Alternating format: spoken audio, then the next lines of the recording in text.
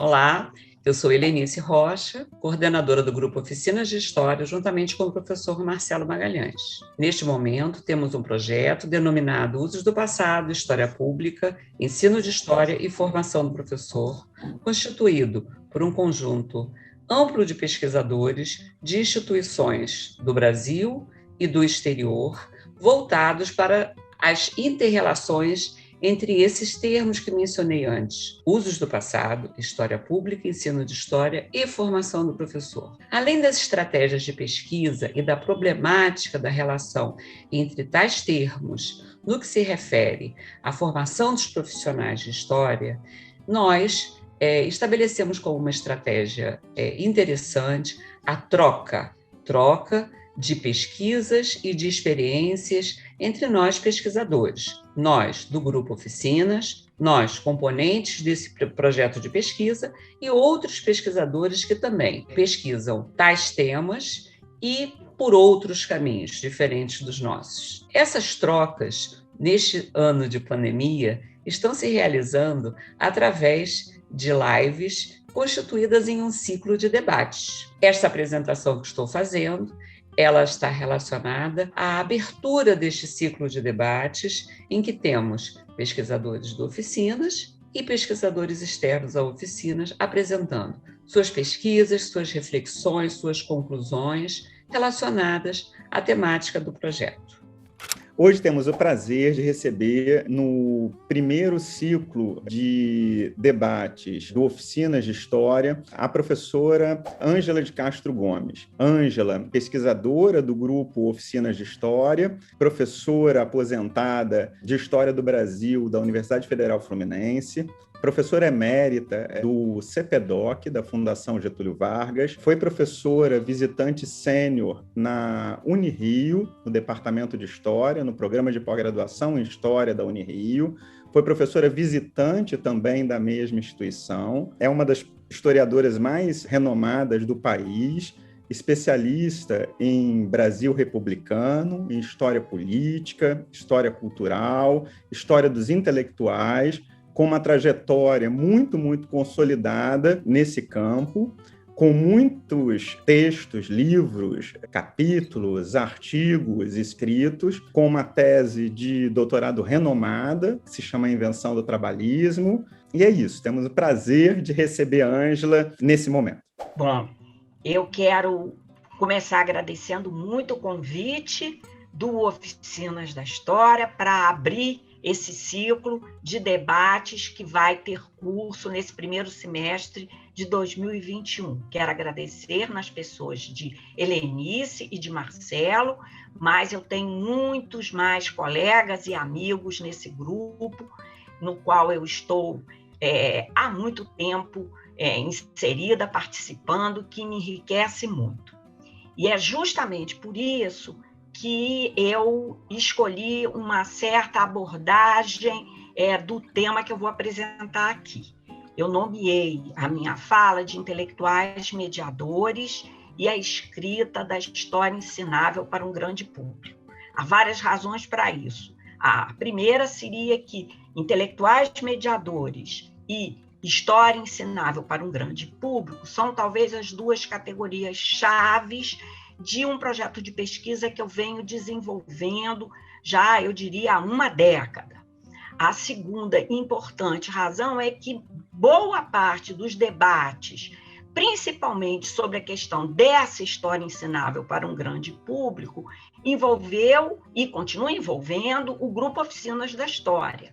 Eu quero lembrar aqui um livro que é a Escrita da História na Escola, onde o grupo apresenta uma série de textos de integrantes, né? Mas que na abertura desse livro já se coloca assim uma espécie de tipologia, vamos dizer, de escritas da história. Uma escrita para um público acadêmico, que é chamada de história científica ou acadêmica, uma escrita de história escolar, que é o objeto do livro, e uma escrita que é chamada a partir de Beatriz Sarlo, de uma escrita para um público massivo, uma escrita de circulação massiva. essa ideia eu não tomo diretamente, mas eu prefiro trabalhar com a ideia de uma história que tem uma escrita de viés pedagógico muito claro, portanto, ela visa ensinar, mas não na escola, então eu evito escolar, né? E voltada para um grande público.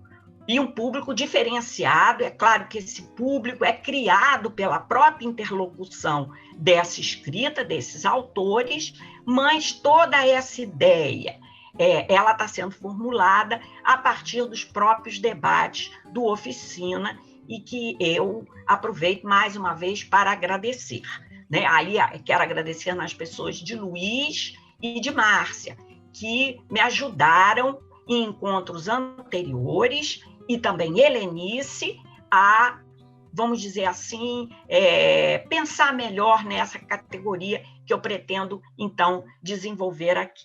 Então, eu queria fazer uma primeira parte em que eu falasse das categorias que eu escolhi para fazer esse trabalho e por que eu as escolhi e que sentido eu estou dando, para depois comentar alguns pontos da pesquisa, pontos que são questões e que são achados. Então, na verdade, eu não estou falando de nenhum trabalho específico, depois até posso dar para vocês as indicações sobre onde eu escrevi mais especificamente. Sobre as categorias. Uma primeira decisão que eu tomo na pesquisa é trabalhar com essas formas de escrita da história, mas trabalhar com elas a partir dos seus públicos. Então, a questão dos públicos se torna uma orientação fundamental para eu pensar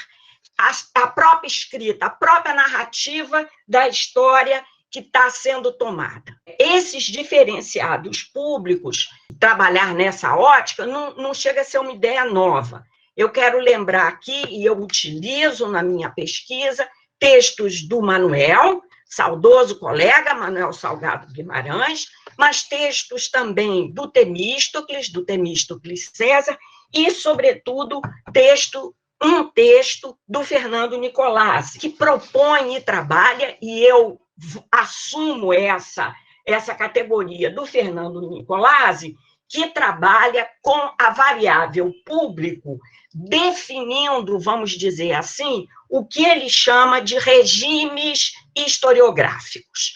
Então, ele, inspirado lá em Hartog, com seus regimes de historicidade, ele constrói uma outra categoria, cujo referente fundamental são os públicos, e, pensando os públicos, pensar uma narrativa em que os objetivos, em que a linguagem, em que os enredos, enfim, em que toda uma conformação da narrativa tem a ver com essa variável chave que, no caso, são os públicos. No meu caso, eu vou contemplar essa narrativa que não é a história ciência, nem a escrita da história escolar. Eu vou contemplar essa terceira narrativa, vamos dizer assim, que eu estou chamando de história ensinável para um grande público. E eu contemplo essa narrativa, primeiro porque eu acho que ela ainda é a menos estudada. Ela, na verdade, é pouco estudada. E ela traz também, a meu ver, uma série de problemas muito desafiadores para a gente. Isso me agrada, também me inquieta, mas me agrada. E, por outro lado, eu entendo que essa narrativa me permite pensar, inclusive, essa categoria nova, digamos assim, de história pública também, em um determinado tipo de chá. Essas duas foram duas decisões de partida. Eu, igualmente, recorto um período para essa pesquisa. E o período que eu recorto são a Primeira República, basicamente, e até o Estado Novo. As primeiras décadas, ou a primeira metade do século XX, eu estou recortando e estou entendendo que, para a gente pensar, para vamos dizer, para a gente ter uma historicidade dessas formas de escrita da história, esse é um período chave. A meu ver, ele é tanto um momento de construção, de conformação dessas narrativas, que, portanto, estão razoavelmente abertas ainda, quanto ele é um período importante, por isso mesmo, em termos de batalhas, e especialmente em termos de batalhas de memória. Ou seja, a gente tem conformação e tem disputas nesse processo, que é tanto de uma escrita da história-ciência, quanto escolar, quanto para um grande público. E aí eu quero chamar a atenção, no caso, para essas interseções, para esses diálogos, começando, então, com a própria história-ciência, que nesse momento é chamada uma história científica e moderna, até porque o parâmetro dela são as ciências naturais nesse momento. Né? Ela está se guiando por esse tipo de conformação do que é ciência. E o que é ciência, vamos dizer, são as ciências naturais nesse momento. Esse, portanto, é um período chave no sentido de se definir quem faz história, ciência, quer dizer, quem é o historiador, né? E, igualmente, o que é fazer história, ou seja, quais são as possibilidades de se fazer ciência histórica. Quer dizer, embora possa parecer que dizer que fazer ciência histórica é uma coisa, eu quero dizer aí que não é. São muitas coisas, há possibilidades, né? Certamente há referentes, ao referente dos arquivos, ao referente da erudição, mas há também possibilidades que se abrem para determinadas escritas que são consideradas de história e de historiadores nesse momento, diferentemente do que nós consideraríamos hoje. E aí, o ponto que eu quero fazer é de que, portanto, nessa primeira metade do século, que nós temos, se de um lado nós temos essa ciência histórica em conformação, nós temos essa ciência histórica com fronteiras abertas, tanto para as ciências, outras ciências sociais, e aí, em especial, a sociologia, eu quero demarcar a sociologia, em especial, quanto, igualmente, com a literatura. Aí, lembrando que quer a história, quer a literatura, são formas narrativas de conhecimento do mundo, são formas de apreensão do conhecimento, né? Tanto a literatura quanto a história. E, nesse momento, o que é de literatura e o que é de história estão se confundindo algumas vezes. Em relação à sociologia, ocorre algo interessante, porque se assume que a história ela tem uma forma de escrita narrativa, e mais do que isso, assim como a literatura, ela é uma forma de conhecer, e ela, no caso da história, é uma forma de ensinar, e de ensinar quer o povo, quer as elites, algo que as ciências sociais, em especial a sociologia, não fazem. Então, e a gente assiste, eu estou simplificando, claro, mas a gente assiste esses debates dentro dos próprios institutos históricos, né, que demarcam muito bem que a história tem compromissos em relação à sociedade, que em seus diálogos com as ciências sociais fica muito claro que outras ciências sociais não têm. Quer dizer, você não vai fazer uma sociologia ensinável para grande público, digamos, isso não existe. Isso está no horizonte desses homens que estão debatendo, que não existe, né? Mas isso existe no caso da história, e mais do que isso tem que existir. Mas, no caso da história, está muito claro também a existência de sociedades de discurso, no caso dos institutos históricos, que estão fazendo esse controle dos discursos e que estão estabelecendo quem são os pares. Aí, o que eu gostaria de chamar a atenção é que isso está sendo feito não só no Instituto Histórico e Geográfico, aqui no Rio de Janeiro, né? Mas isso está sendo feito cada vez mais e de uma forma intensa nos institutos históricos dos estados. E esse é um ponto importante, né?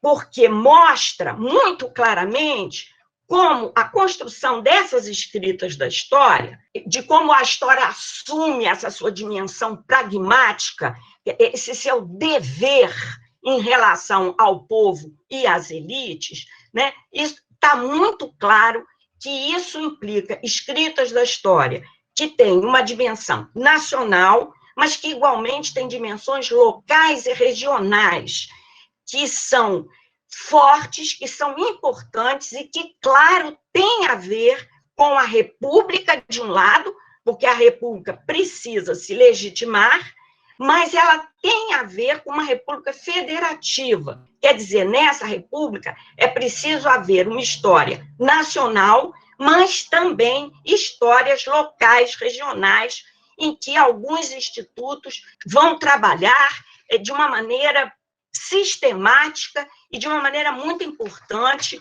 bastando lembrar São Paulo, Pernambuco, Rio Grande do Sul também, institutos esses que se formam logo depois da proclamação da República.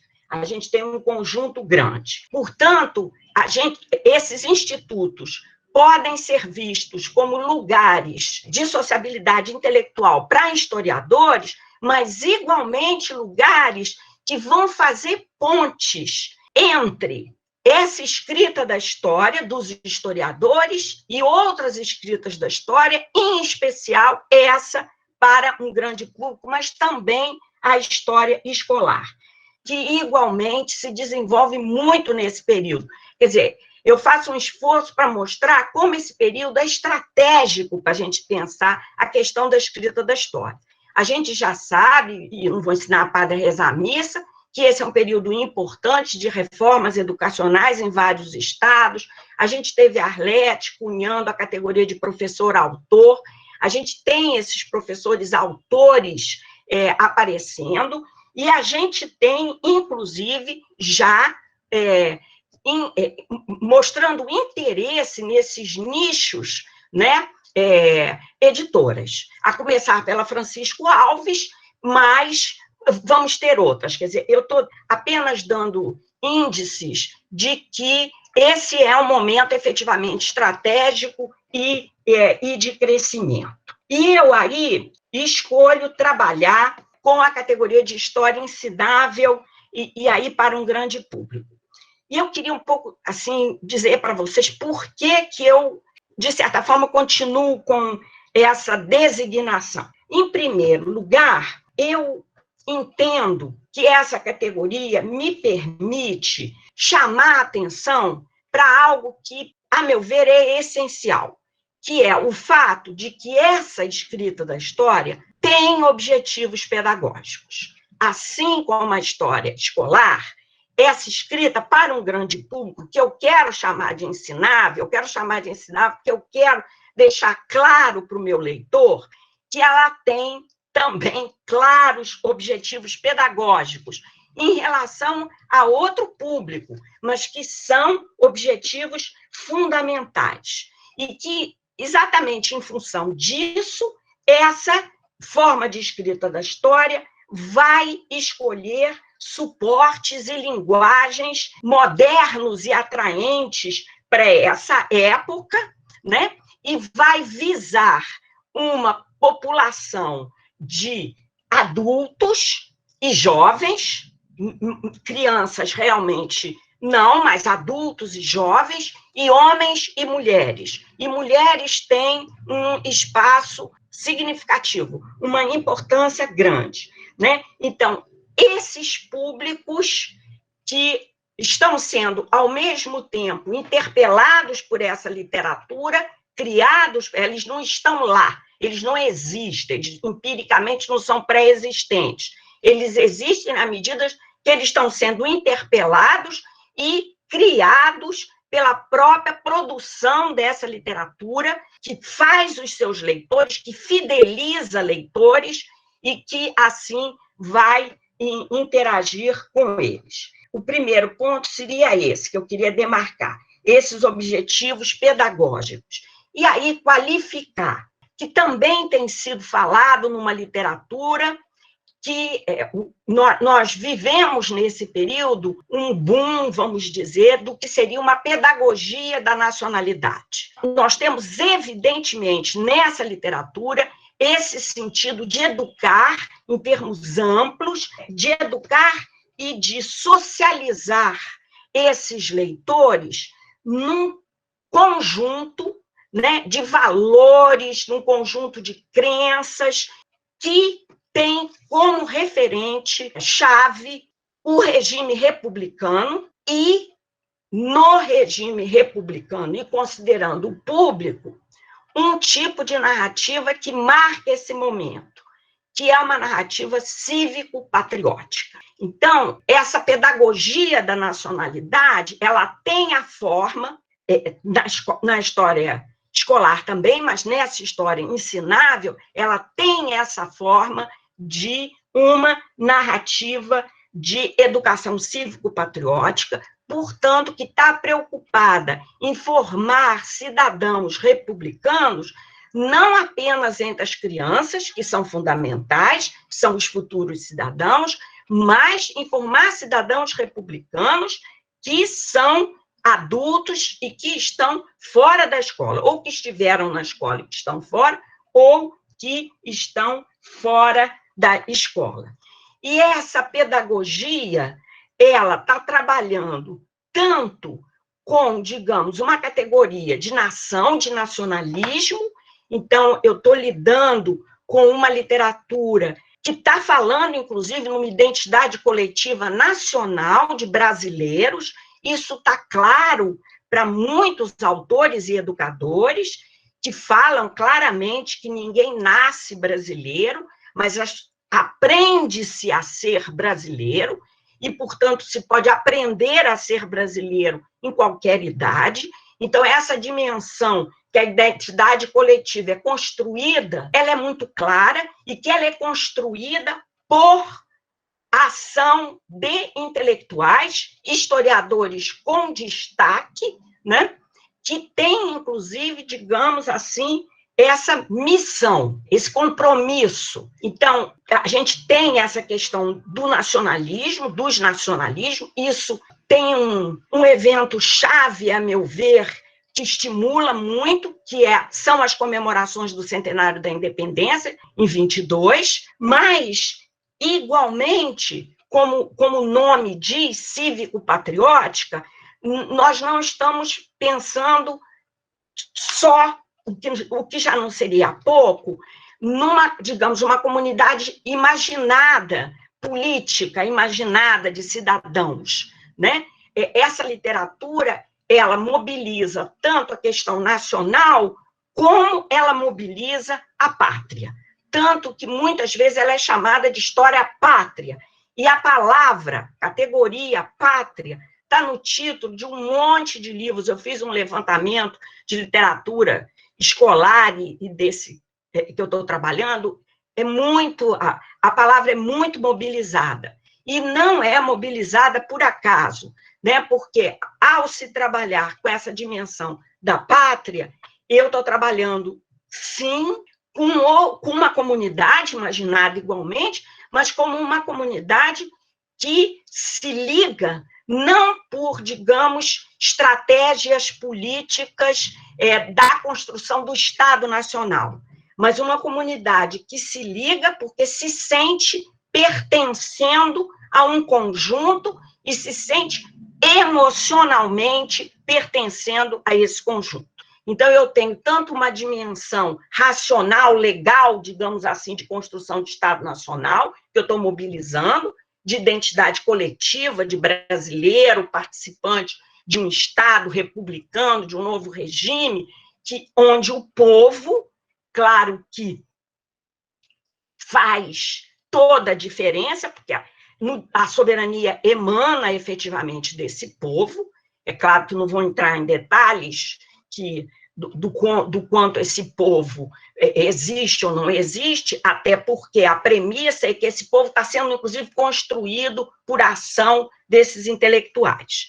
Mas esse povo também não se construirá como uma comunidade imaginada, racional, legal. Esse povo tem que ser mobilizado sob formas de amor à pátria. Ninguém ama o Estado, ninguém ama nem a nação. A gente ama a pátria, né? Então, a pátria é que tem esse sentido forte de mobilização emocional que também está claro para esses intelectuais. Eu estou pensando assim, é que eu não quis e não gosto de usar para o meu trabalho a categoria de história pública. Porque, para mim, essa categoria, que é algo do fim do século XX, e eu estou lidando com o início do século XX, mas não é uma questão só cronológica, que eu entendo que a mobilização da categoria público por essa história pública vai muito além, a meu ver, do que é, digamos, atingir um grande público com uma literatura de teor histórico patriótico. Primeiro, que e aí eu queria trabalhar, portanto, a ideia de público já é outra, e como a variável público, para mim, é essencial, essa história pública já tem um público diferente como variável, digamos, independente aí para a gente pensar. Mas, além disso, ela, igualmente, ela não tem essas orientações de teor nacionalista e cívico-patriótico,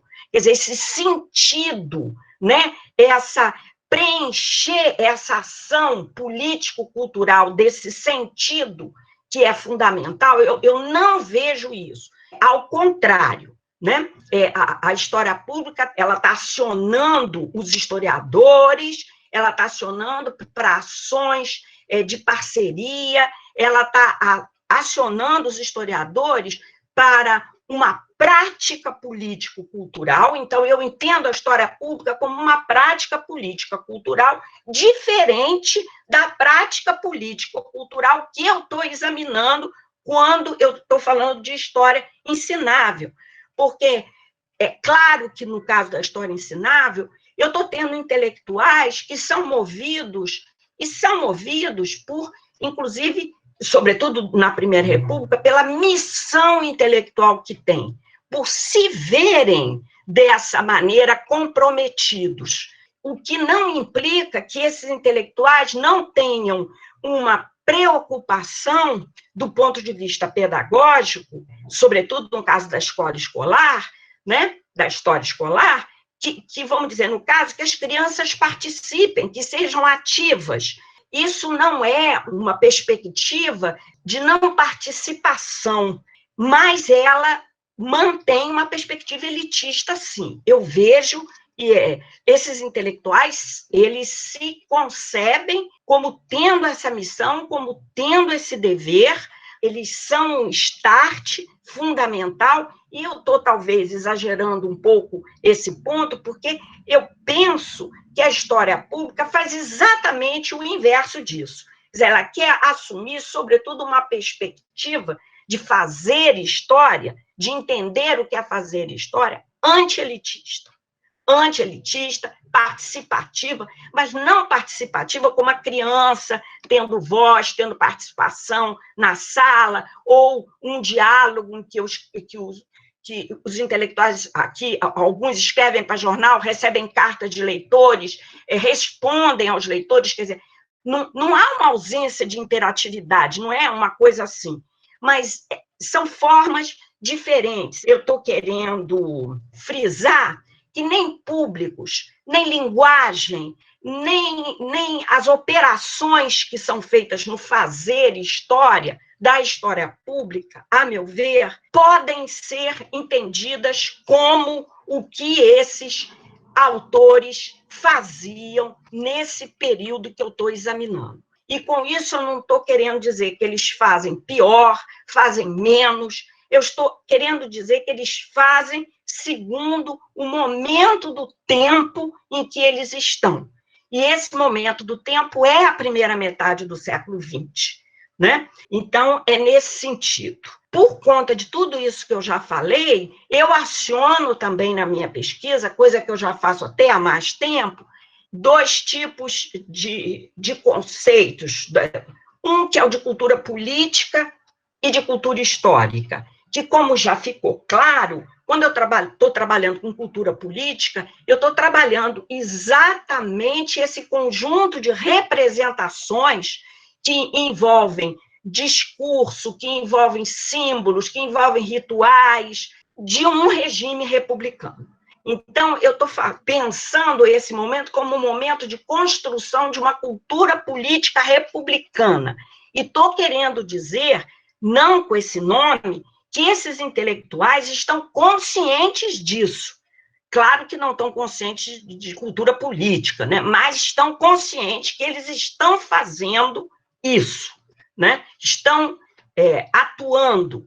E numa cultura política, mesmo que, eu estou falando agora republicana em termos nacionais, mas vamos dizer, uma grande família política, né, que é a nação, mas igualmente fundamental é o lugar que o passado ocupa nessa cultura política. Quer dizer, você não tem uma cultura política em que você não construa um passado, um referente passado, em que há escolhas de eventos, de personagens e de enredo, né? Um enredo em que essa história vai ser contada.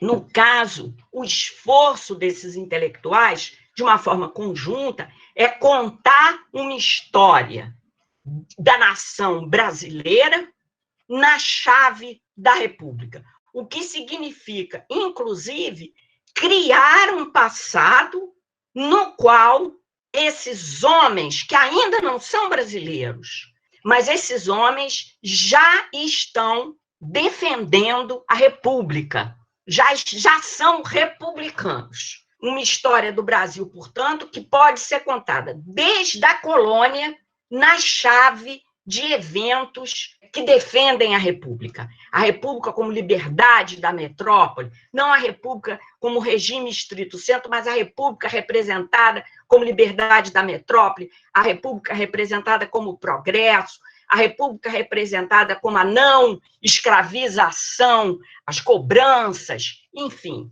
Então, eu trabalho tanto com cultura política, como, principalmente, com essa cultura histórica republicana, que, a meu ver, vai sendo feita durante essas décadas, e eu penso que é um processo de construção e de enquadramento da memória.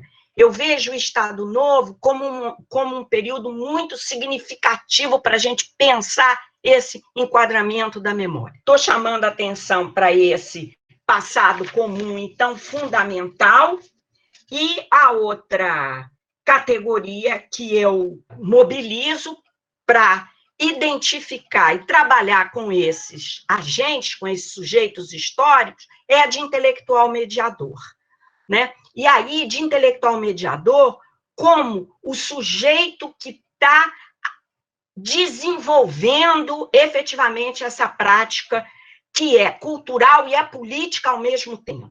Porque esses objetivos estão combinados de uma forma muito forte, né? Então, eu trabalho com essa categoria de intelectual mediador e trabalho para dar ênfase à ação de mediação cultural.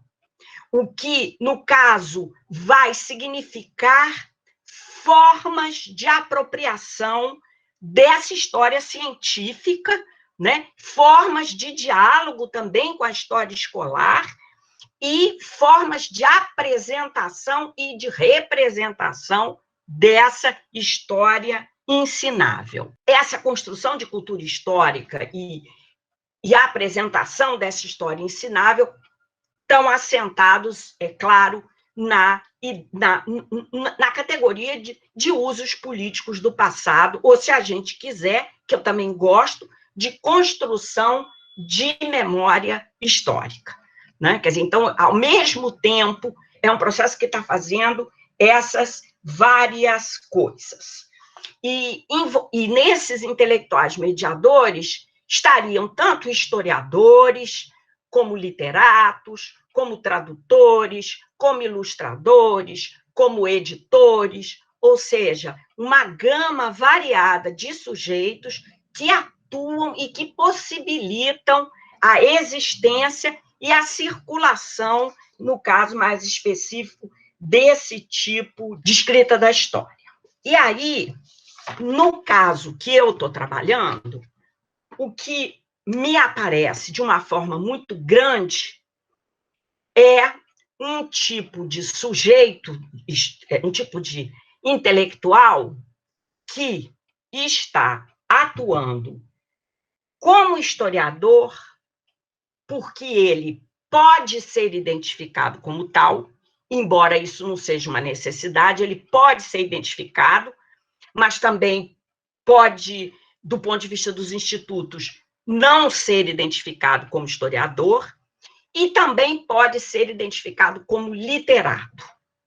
E isso tem a ver com o fato de que essa história ensinável para grande público, nesse período, ela está, em grande parte, vamos dizer assim, não só, mas em grande parte, e a que eu me dediquei foi essa, ligada a, vamos dizer assim, a uma reemergência de uma literatura de ficção histórica, ou seja, de produtos culturais que estão na fronteira entre a história e a literatura, e que aparece com esta designação de ficção histórica. Queria nomear alguns pontos onde eu cheguei usando vamos dizer, esse instrumental para pensar. Primeiro, eu já estava fazendo o trabalho quando eu encontro um texto que, para mim, vai ser muito importante, e eu, por isso, resolvi trazer aqui para vocês. É um texto do Brito Broca, que chama-se A Ficção Histórica no Brasil, que é uma matéria do jornal A Gazeta, que vai ser publicada em 1960, mas retroagindo. Nesse texto, o Brito Broca diz assim: depois do grande florescimento e sucesso dos romances históricos no Brasil do século XIX, com José de Alencar e Joaquim Manuel de Macedo, teria ocorrido um verdadeiro colapso, não só desse gênero, como de qualquer outro tipo de narrativa que pudesse ser chamada de ficção histórica. Passaram a existir, segundo Brito Broca, os textos de cronistas e as pesquisas de tratadistas, ou os livros de leitura e manuais destinados ao ensino escolar. Mas apenas isso. Porém, nesse panorama, ele começa a observar o ressurgimento tanto do conto, quanto da crônica, quanto do romance histórico no Brasil. O que, segundo ele ainda, teria ocorrido nas décadas de 10 e principalmente de 20, quando se voltou pelos periódicos ou pelos livros a escrever e ler sobre o passado histórico brasileiro. Essa formulação é muito presente também, o passado histórico brasileiro, segundo um modelo que combina perfeitamente ficção e ciência, né? E aí, mais interessante ainda, porque o Brito Broca seleciona para exemplificar esse ressurgimento dessa ficção histórica, dessa combinatória entre ficção e ciência histórica, ele seleciona exatamente os autores que eu tinha selecionado. Eu juro a vocês que eu li o texto do Brito Broca depois, né? Que são o Viriato Correia e o Paulo Setúbal. E segundo, por que ele seleciona isso? Primeiro, porque ele considera o Paulo Setúbal o grande marco, né, dessa reflorescimento da literatura, que teria ocorrido em 1925, quando da publicação do seu romance A Marquesa de Santos.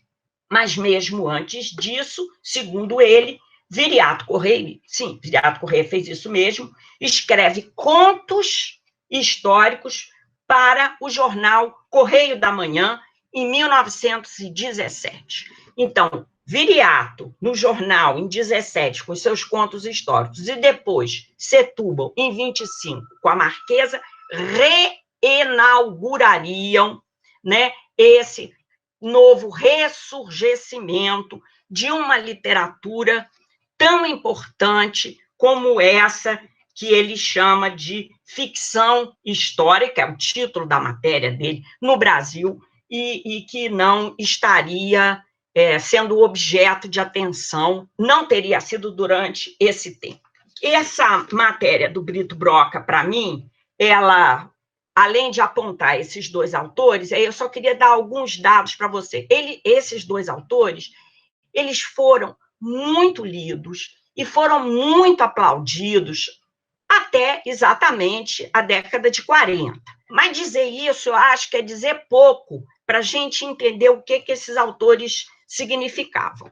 De um lado, o Viriato, na medida em que ele, durante décadas, ele trabalha com essa literatura. E ele trabalha com essa literatura escrevendo livros infantis, entre os quais ele tem um dos mais importantes livros de literatura infantil brasileira, que é o Cazuza. Esse livro vendeu, mas vendeu muito, gente. Teve mais, nem sei quantas, 50 edições, uma coisa assim, para a gente ter ideia apenas. Além disso, ele escreve em jornais, como a gente já viu, contos e crônicas. Ele é um comediógrafo, ele escreve peças de teatro e ele igualmente faz programas de rádio em 1950. Ou seja, ele usa todas as mídias. E praticamente dos anos 10 aos anos 60, ele trabalha nessa linha, nesse modelo, vamos dizer assim. E Setúbal morre cedo, morre em 37.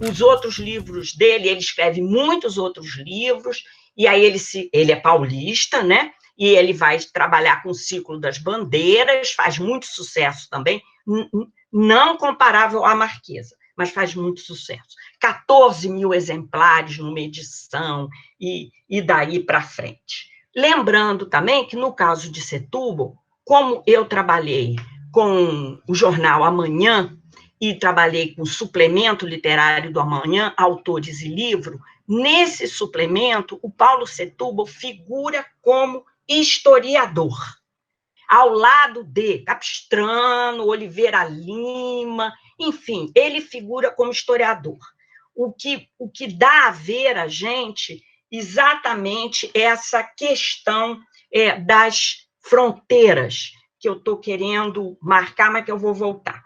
Bom, eu, então, para começar a trabalhar com esses autores, Viriato já tinha feito muitas coisas, mas para, inclusive, aproximá-los, o que eu fiz? Eu escolhi trabalhar tanto com Setúbal quanto com Viriato com o tema ligado à independência, né?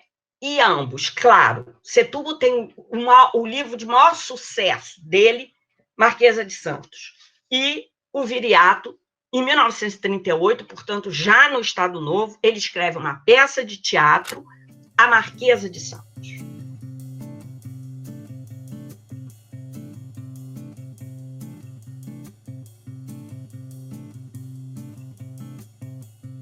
O livro de Setúbal foi uma encomenda do editor do Octales, da Companhia Editora Nacional, e que é uma história ótima, porque, segundo a história, o Octales não queria mais livros de história, porque ele já tinha livros de história, e também não queria mais livros de história escolar, ele já tinha. Inclusive, o Viriato escreveu um dos de maior sucesso, História do Brasil para Crianças, em 1934, que também teve edições e mais edições. Eu estudei nesse livro. Primeira vez que, depois que eu fui estudar e peguei o livro e olhei a capa, eu me lembrei pela capa. E achei muito interessante que uma vez eu mostrei para a Marta, e a Marta disse também que estudou nesse livro. Então, esse livro chegou, bom, eu fiz nos anos 50, exatamente, eu estava no primário. Então, pelo menos até os anos 50, esse livro era usado em sala de aula, né? Então, o Octales não queria nem livro escolar, nem livro ciência, né? Ele queria um outro tipo de historiador, um historiador que conseguisse mobilizar o público. Claro que o Octales é um grande editor, ele quer ganhar dinheiro, né? Quem não quer? Mas ele não quer ganhar dinheiro, ele quer ganhar dinheiro, mas ele também quer fazer da editora dele uma referência em todos os sentidos de qualidade, né? De história-ciência, de história escolar e dessa história de grande público. E o Setúbal vai escrever e vai fazer esse sucesso que ele quer. Aí eu fiz o seguinte, vamos ver se eu obedeço. Eu queria destacar alguns pontos, eu não tenho nenhuma conclusão, não é isso. O espírito da coisa minha não foi isso. Eu queria destacar alguns pontos desse panorama, mais ou menos. O primeiro, que eu achei interessante de ressaltar aqui, e que me chamou muita atenção, inclusive eu vou ler, mas quero que vocês atentem para o vocabulário, né? Assim, do tipo de consciência que se tem nos anos 20, nos anos 30, sobre o alcance e o valor político, mas valor cultural, igualmente, dessa literatura de ficção histórica, de teor cívico-patriótico, que eu estou querendo caracterizar aqui para vocês. Então, eu vou primeiro ler um pequeno trecho do discurso de recepção do Paulo Setúbal na Academia Brasileira de Letras. Esse discurso foi feito por Alcântara Machado. Alcântara Machado diz assim: extraordinário é que, em paga do muito que lhe quereis, a literatura vos tenha dado, com a notoriedade, o pão de cada dia. Filho querido da vitória, conquistastes de um golpe e consolidastes, por meio de sucessivos triunfos, a estima dos entendidos e o favor de um público fiel e crescente, consumidor insaciável dos livros, com que vindes enriquecendo, no sentido figurado, as letras nacionais, e no sentido próprio, os vossos editores. Assim, vos tornaste o mais popular, ou melhor, o menos desconhecido dentre os escritores pátrios da atualidade. Eu achei ótimo. De novo com Alcântara Machado, mas o discurso do Alcântara Machado é de 1935. Você vê, o Paulo Setúbal morre cedo, ao contrário do Viriato. Eles são muito diferentes. Um é branco, o outro é negro, enfim, são muito diferentes. Um vive muito, o outro vive pouco. Um é aristocrata, o outro não é. O outro, ainda com Alcântara Machado, mas em 1940, comentando um livro de Paulo Cursino de Moura, que ninguém conhece, mas é um paulista que escreve um livro chamado Ruas de São Paulo Antigo. A gama de possibilidades que a gente tem nessa literatura é muito grande. Mas o legal é o que Alcântara Machado escreve. Ele escreve assim: com certeza, bem maior seria o mérito de vocações se o autor não tivesse dado a elas a forma de crônicas ligeiras, em que a história forçosa e constantemente, tem de ceder lugar à literatura. Desistiu de fazer obra de erudição, de que seria capaz para amenizar, em tom literário, as suas pesquisas, conquistando maior número de leitores. Podendo fazer obra de historiador, preferiu fazer de cronista, o que se explica pelo fato de haver ele iniciado suas evocações num jornal. Assim, se a obra perdeu em solidez sóbria, ganhou em comunicabilidade popular. Deixou de ser consulta de poucos para ser leitura de muitos. E está muito claro, inclusive, isso que eu quero marcar, essa coisa da fronteira. E, por fim, uma matéria do Correio Paulistano, de 1939, a propósito da estreia de uma peça de teatro histórico, a categoria é essa mesmo, teatro histórico, de Viriato, chamada Tiradentes, 1939, né? O ano dos 50 anos da República no Brasil. Então, a matéria diz assim: o teatro é, ou pode ser, na obra de educação nacional, um dos maiores esteios do poder público. Uma boa comédia, repassada de sentimentos elevados, engendrada com elegância e talento, executada com perfeito conhecimento de toda a carpintaria dos bastidores e levada à cena com entusiasmo, faz mais pela saúde mental e cívica do povo do que uma biblioteca de 100 mil volumes. À biblioteca vão raros cidadãos desejosos de instruir-se, ao passo que, para o teatro, poderiam ser canalizados grandes massas humanas, mediante um bem feito serviço de distribuição e de propaganda. Não vou me ater, mas eu queria marcar esses intelectuais mediadores sabem o que estão fazendo, e há outros que sabem o que eles estão fazendo igualmente e estão lidando com essa questão do historiador, do cronista, do teatro, enfim. E aí, o que me colocou, né, é essa questão da literatura e da história, da fronteira, né, da fronteira, mas nesse momento. Eu gosto sempre de pensar assim, eu penso a questão, mas eu penso a questão numa determinada historicidade, num determinado momento.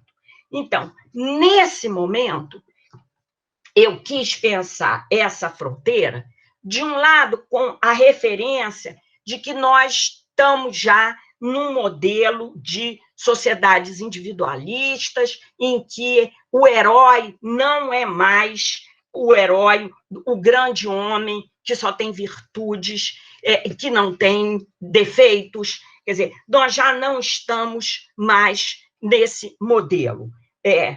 Já estamos num modelo em que podemos ter heróis plenos de humanidade, com virtudes, mas igualmente com defeitos, né? O que faz com que a tarefa de escrever uma literatura aprazível e que seja comunicável para um público maior, inclusive seja facilitada por isso. Mas, por outro lado, igualmente pensar um outro ponto que, para mim, é importante.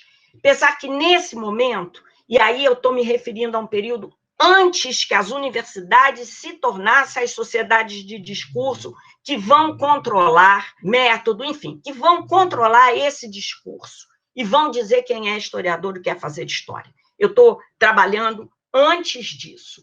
Então, nesse momento, eu trabalho com a ideia de que fronteiras entre história e literatura, que são fronteiras complexas, mas, nesse período, o peso, vamos dizer, dessas matérias, do que é história e do que é literatura, é particularmente plástico. Essas fronteiras, nesse momento, elas são um tanto borradas. É claro que isso não significa que tudo está na fronteira borrada. Há algo, como a gente viu Alcântara Machado dizer, que está claramente né, um estilo sóbrio, um determinado tipo de literatura de erudição. Então, tem-se clareza, você tem os polos, isso está claro, mas você tem, digamos, todo um meio de campo, de fronteira borrada, que faz com que essa ficção histórica tenha pesos, tenha um peso diferenciado e permita, inclusive, que em determinados momentos esses autores sejam chamados de historiadores. Interessantemente, que não por eles mesmos. Aí eu acho também que entra uma estratégia deles mesmos não se chamarem assim, né? Mas, de qualquer forma. Então, para mim, eu quis trabalhar com essa ficção dessa maneira, né? Pensando esse tempo que eu entendo que o controle passando para a universidade acaba. E justamente por isso, um último ponto que eu quis fazer foi vir para trabalhar com o que faz, né, com que essa literatura de ficção histórica seja tão atraente para o público, e seja tão atraente para os editores, e seja tão atraente em termos de de ter valor e ter um alto valor para a construção de culturas históricas, vale dizer, de uma memória histórica nacional, de um passado comum, e um passado comum que pode ser, inclusive, regional, igualmente. E aí, me aproximando da literatura, porque se nesse momento a fronteira está borrada, no momento que eu estou trabalhando não está borrada, né? Então, eu vou me aproximar da literatura no sentido de procurar entender o que essa literatura de ficção histórica traz de particularmente interessante e rico. E aí, eu me aproveitei muito, foi muito bom para mim ler um conjunto de textos que me fez me aproximar de processos de construção de personagens, né? De pensar o texto através do seu narrador, dos seus personagens, e de entender que essa literatura de ficção histórica ela é capaz de traduzir. E aí não é tanto uma questão, como a gente fala, às vezes, de fazer uma síntese, mas, sobretudo, de fazer ênfases. Quer dizer, a construção do personagem na literatura ela é feita de maneira a que o leitor seja capaz de identificar os traços mais fortes daquele personagem. E isso acontece mesmo quando o personagem é ambivalente, porque o leitor vai identificar a ambivalência. Então, o personagem possibilita que nele se adense uma série de características, e isso também é verdade para os eventos, de maneira em que eles sejam compreensíveis, vamos dizer assim, mais rapidamente e de uma forma também mais atraente. Eu vou ler, vou encerrar, eu li alguns autores, mas um em especial para mim foi muito importante, que é o Anatol Rosenfeld. E ele trabalha com a questão do personagem na ficção, mas ele me permite, em determinados momentos, me aproximar muito e entender muito as características dessa ficção histórica. E aí, sempre naquela chave, a história e a literatura narram. A história, o compromisso dela é com a não ficção, e a literatura é com a ficção. E eu estou lidando aqui com uma situação de fronteira borrada, ou seja, que eu tenho trânsitos. Então, ele diz assim, o narrador fictício não é sujeito real de orações, como o historiador e o químico. Ele desdobra-se imaginariamente e torna-se manipulador da função narrativa, dramática ou lírica, como o pintor manipula o pincel e a cor. Não narra de pessoas, eventos ou estados. Narra pessoas, personagens, narra eventos, e estados. E isso é verdade mesmo no caso do romance histórico. As pessoas históricas, ao se tornarem ponto zero de orientação, ou ao serem focalizadas pelo narrador onisciente da literatura, passam a ser personagens. Deixam de ser objetos e transformam-se em sujeitos. Seres capazes de dizer eu. Eu acho que é isso que faz com que a ficção histórica ela tenha podido alcançar esse tão amplo público de 50 mil livros de Marquesa de Santos, de 14 mil e 20 mil de outras edições, que eu, sinceramente, não tinha ideia do volume dessa literatura que circulava. Assim como as peças de teatro. E vou ver se continuo trabalhando nessa linha de trazer a literatura para me ajudar a fazer uma análise, não de literata, evidentemente que eu não sou, mas uma análise histórica desses textos, que eu estou realmente convencida que tem um papel muito importante.